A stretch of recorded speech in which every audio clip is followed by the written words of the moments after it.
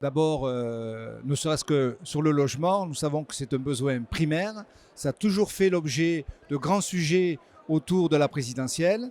Malheureusement, on constate souvent qu'au-delà de tous les débats qu'on peut entendre, il ne se passe pas grand-chose après. Or, aujourd'hui, on voit bien qu'on était à un carrefour par rapport à ça. Il y a de vrais sujets. C'est de savoir si le logement aujourd'hui est de l'ordre du service public ou de la propriété privée. Est-ce que, je vais vous donner un constat par exemple. Nous avons 37 millions de logements en France pour 30 millions de foyers.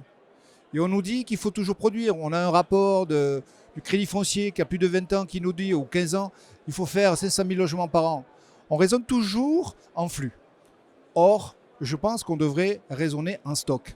Et je pense que ça changerait vraiment l'approche qu'on pourrait avoir de l'immobilier.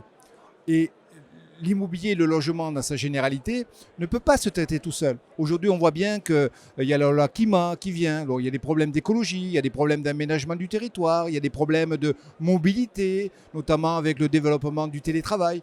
Tous ces sujets doivent être pris en compte autour du logement. Et je pense qu'au-delà des vieux réflexes de dire est-ce qu'on doit pousser une loi de défiscalisation, ou est-ce qu'on doit pousser ici, est-ce qu'on doit pousser là, est-ce qu'il faut réduire les aides, je pense qu'il y a un vrai sujet de réflexion autour de l'aménagement du territoire, du climat et du logement. C'est ça.